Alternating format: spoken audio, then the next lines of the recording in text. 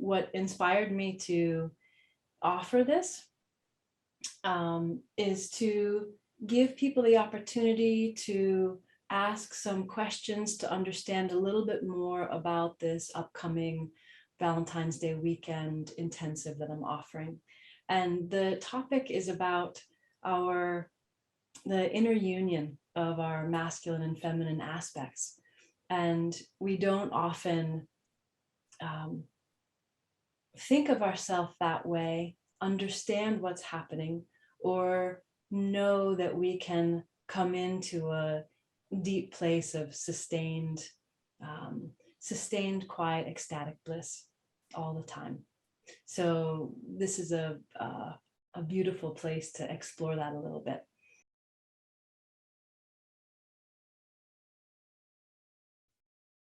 In the beginning, this inner awakening of this masculine, feminine coming into union was a surprise to me. I was resting in meditation, and it suddenly became clear to me that I related to my heart and my mind as two separate things, and that I became aware that the mind was protecting the heart, and I was relating to the mind and the heart as this masculine and feminine aspect. And out of curiosity, I decided to play a game and invite the two to surrender into each other to become one. Like, how could these two parts of me, how could there be two when there was really just one me? And as I surrendered into that experiment, my heart and my mind dissolved into a oneness, bringing me into the embodied present moment, and the past and future disappeared. And every time that I continued to shift internally and through my realities, through the layers of consciousness, there would be an overarching masculine and feminine aspect, which would then surrender into each other again and bring me into deeper and deeper states of an ecstatic embodiment.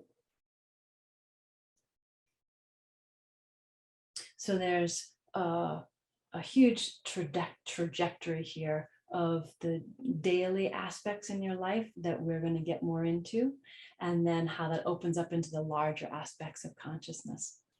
So in our humanness, the way that we relate to each other, we're often seeking outside of ourselves some piece of ourselves that we have forgotten or disconnected with. And so this duality of the masculine and feminine is part of this, where in relationships, we look on the outside for things that we want. And one of the things I wanted to do today was play with an exercise of looking at the things in yourself that are important to you to find in a partner, finding in partnership. And to look at what those qualities are. And then we can go into meditation and then look at those inside. And you start to discover that the things that you're looking for on the outside are actually on the inside. And that through this inner meditative game of surrendering aspects internally into each other, you start to discover the wholeness on the inside, and then it changes what you're looking for in partnership. It changes how you feel. It changes how you perceive everything. So this is just a simple exercise, but can actually ultimately end up being quite profound. The way this showed up for me in relationship, I was with a partner at the time and was explaining something out in the garden, some aspect of a project that we were working on together. And they didn't understand what I was saying and ended up getting irritated and judgmental, and it was very uncomfortable to be around. Just some of these things that happen in relationship dynamics. And it was so uncomfortable for me in that moment. And what I stopped on the inside to look at what was it that I was wanting to be different about what was happening in that moment, because there wasn't acceptance on the inside. And I realized that what I was wanting was actually compassion. I was wanting compassion from my partner. And it was that poignant moment where I realized and discovered that if I could access compassion in me all the time, then I would always have compassion in any kind of exchange. And so that created the release in that moment and the transformation in my relationship and my inner experience, and has transformed every experience with anyone from that point on. So things that we might want from our partners, right? That sense of compassion or love or understanding. These are ways in which the duality starts to manifest in our life. There's all these subtle nuances and qualities that we can then see as separate, and then want, and then feel pain if we don't have them. And there's this profound sense of vulnerability that happens in the moment, that we can feel vulnerable when we feel like we're not being met by the other the way that we feel like we want to be. And in this deeper surrendering, there's a discovery that the vulnerability is actually a place of empowerment. And that when we continue to surrender on the inside, that wholeness starts to come forward and starts to change our experience, change our relationship dynamics.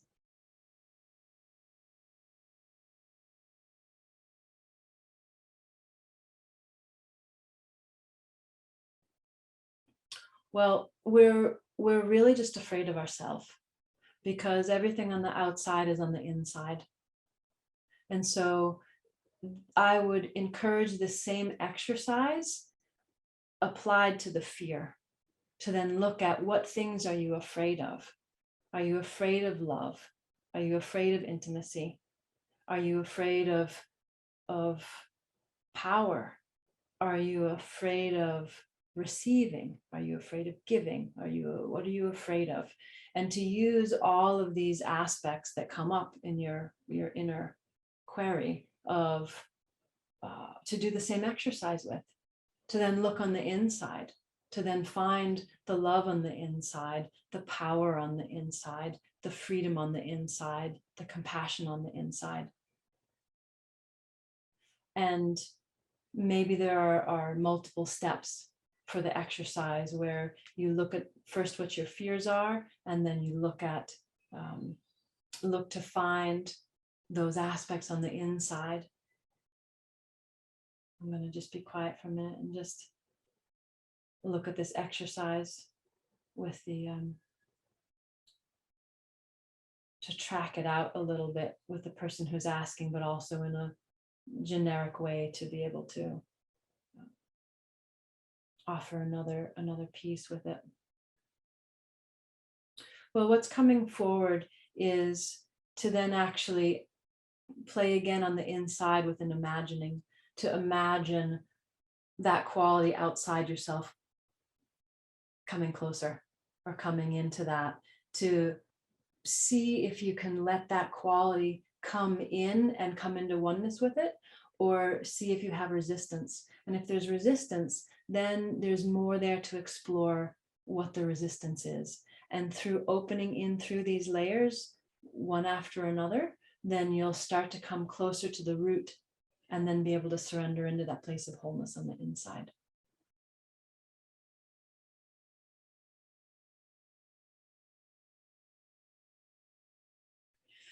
My experience is that we are inside each, in each lifetime, we present different combinations of our essence, amplifying more masculine, more traditionally masculine or more traditionally feminine aspects for a particular incarnation.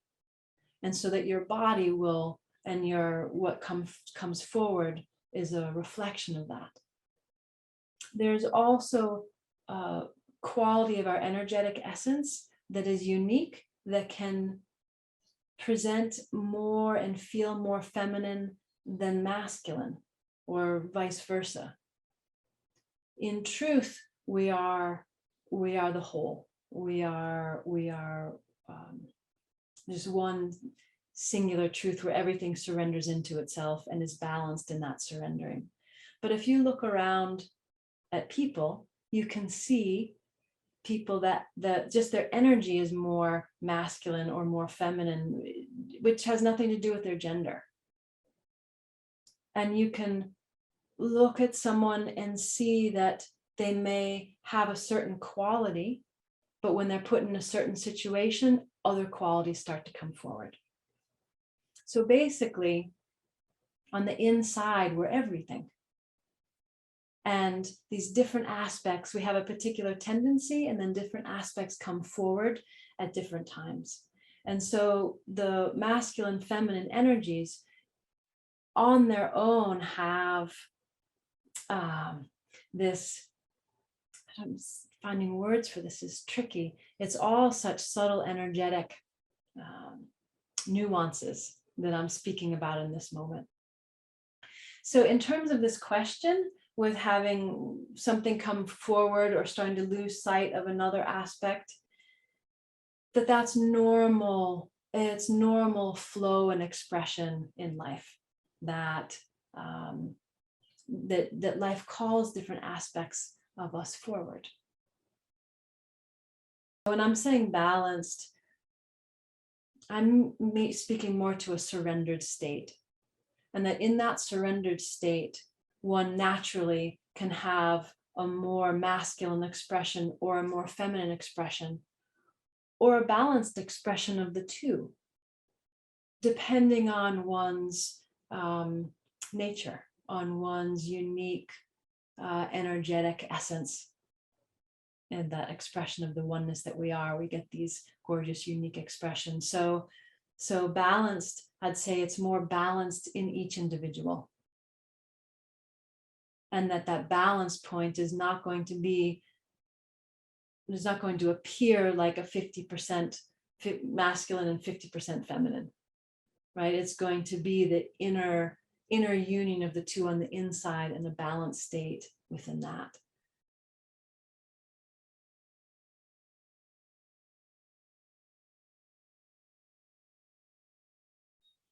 Sometimes the word merge is used in a way that's uncomfortable, where two people merge their energy in an undefined way that feels like a boundary violation or a merging of boundaries.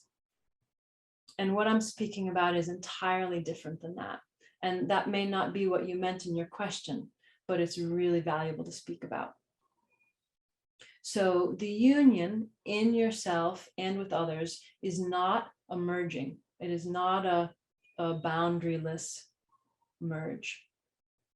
The two aspects sustain their uniqueness, and come into a oneness, where the individual frequencies still know themselves in their divine, unique, individuated expression. So I'm going to use music for an example. So if you have two different instruments, or even the same, let's do the same instrument, won't complicate it. And the two of them, and they're playing different notes. Different things happen. It's like there are the individual notes, but then they come together and you hear it as a oneness, but the individual notes are still in there.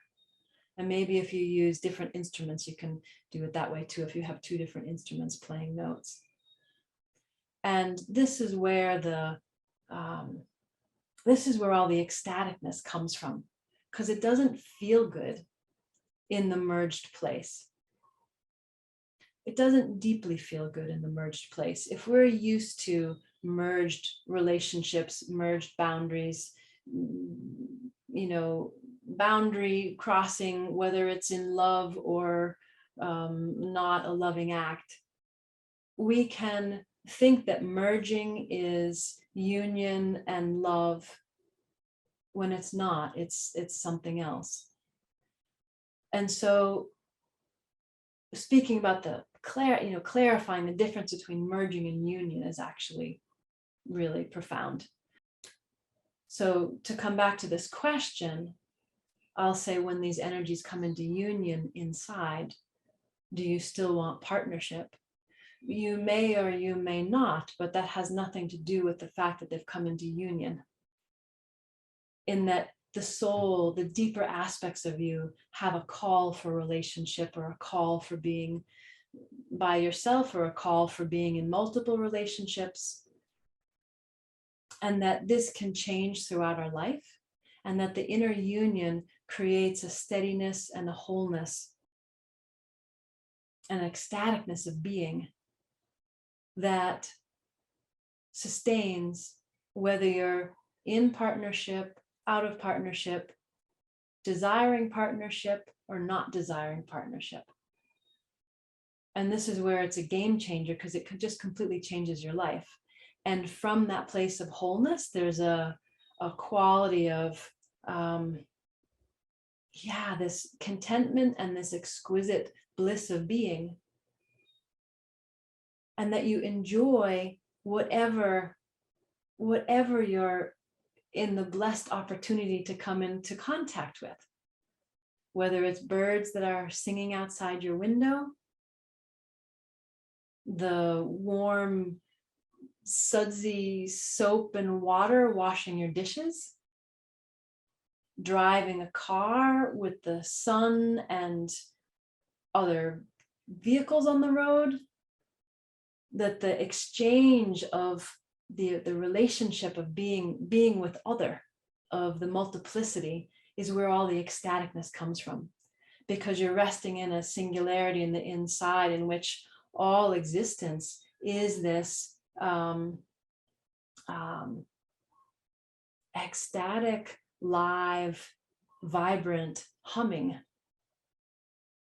that you both get to be in an experience on the outside, and all of it is alive and in you, and is what you are on the inside.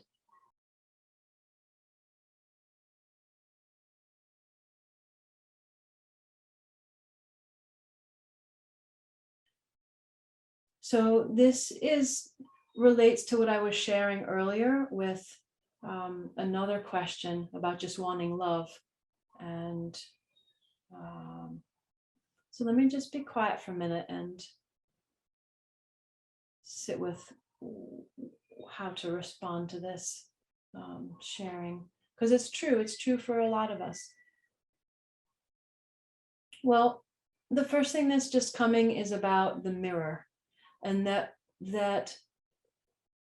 the relationship is this gorgeous mirror and a place of opportunity and growth, and ultimately joy, satisfaction, and beauty.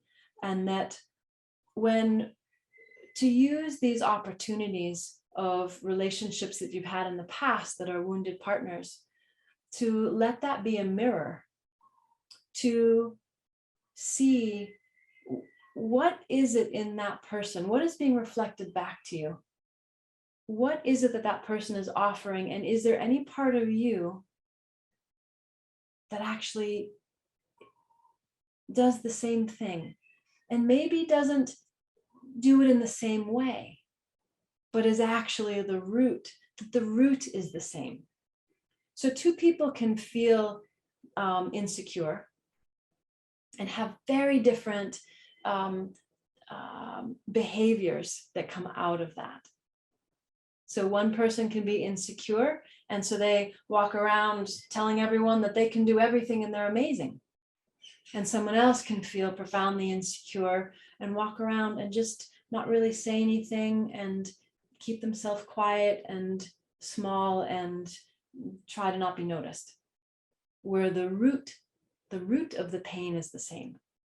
So I would encourage you to maybe do a little inner exploration, accounting the different relationships you've had, and what are those qualities that you're seeing from someone that have been challenging. And it's easier to see on the outside often than it is on the inside. So really let yourself write down, all the things that happened, or not all the things that happened, but the qualities. What are the things that really stood out? What created the most pain?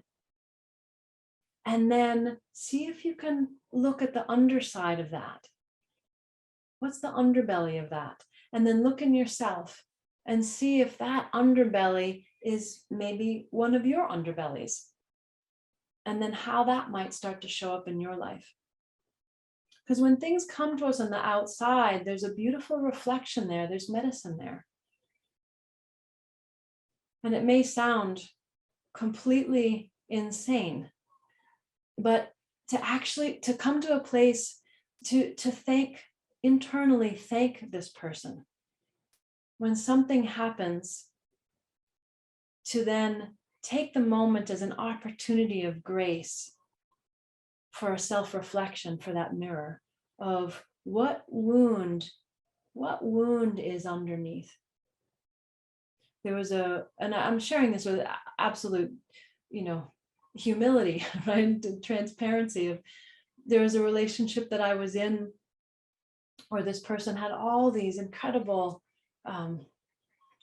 very obvious behaviors that were so different than the way that I functioned. And it was in sitting with that, what I'm asking you in this moment, sitting with that self-reflection, that I stopped and I saw that the things that were underneath that person and my partner, we had the complete exact same wounded storybook on the inside. And we are often drawn to each other as mirrors for healing, for self-reflection, and for growth. And as we continue to work with ourselves, surrendering through these patterns on the inside, then it starts to change what we draw to ourselves. When we move through certain patterns, and then we draw to ourselves the next level, next version.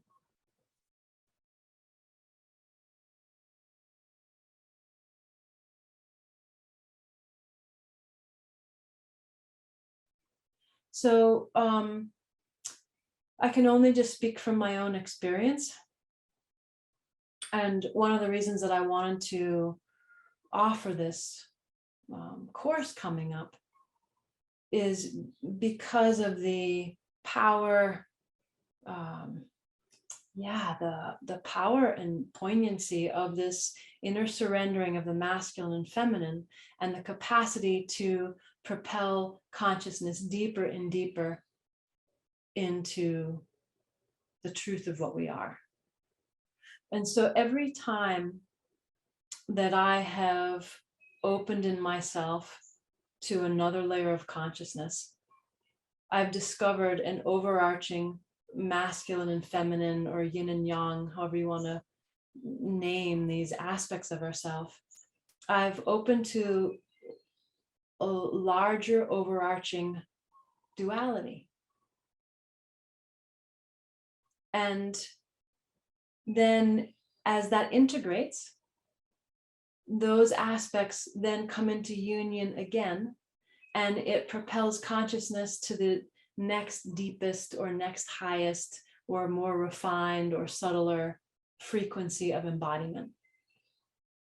And so I can't answer this question because so far for me there's no ending, and that I continually open to deeper and deeper layers in through atoms and subatomic, and I don't even have language for these layers that one opens to on the inside, and that the opening backwards, what words to use here, from our current resting point, right, from currently where we are opening deeper and deeper and deeper. One is opening in through these layers, and that masculine and feminine aspect continually appears in larger and larger overarching aspects of consciousness. The first time that I experienced the ecstatic bliss of being was I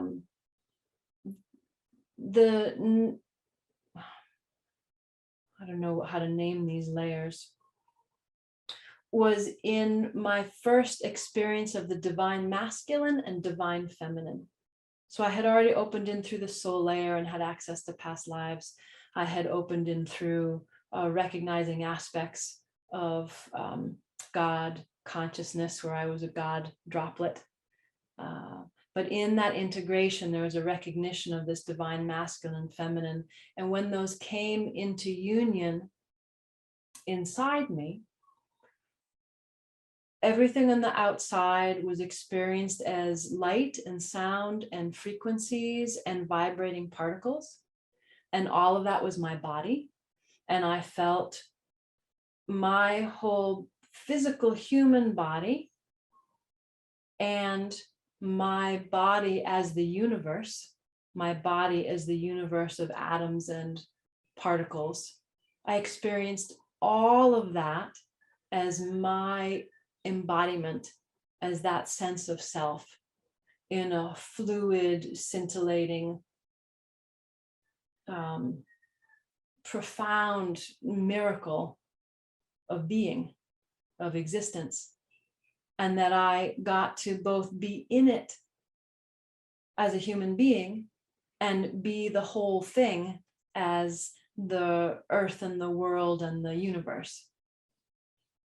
And it was clear that the union of that divine masculine and feminine created, or all this physical reality was a byproduct, like the child of, right? The byproduct of that divine union. And so this exquisiteness of relationship, both in partnership and in yourself with source and in yourself in relation to everything else, this ecstatic exquisiteness comes forward from those deeper layers of union when you keep surrendering further and further into this truth in yourself.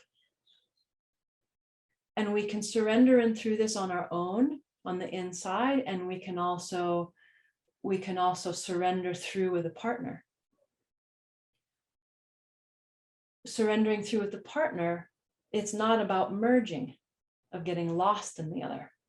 It's about each person surrendering into themselves in their own inner wholeness, and then coming into a union where the two people both know their own frequency and surrender into a deeper, higher frequency together in a union consciousness. This stuff is just so profoundly exciting to me, and it's inside all of us. We all have access to this all the time, and it's just learning how we're made, learning how to find the keys on the inside and open the door. Well, I'll also just share that I had no idea that this was possible, and that this is how we were made.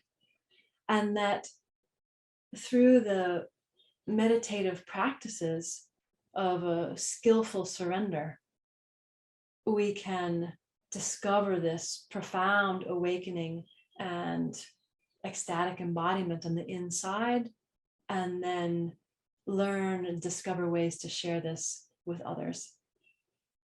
In any relationship, you can surrender in through this union in a way that's not sexual at all.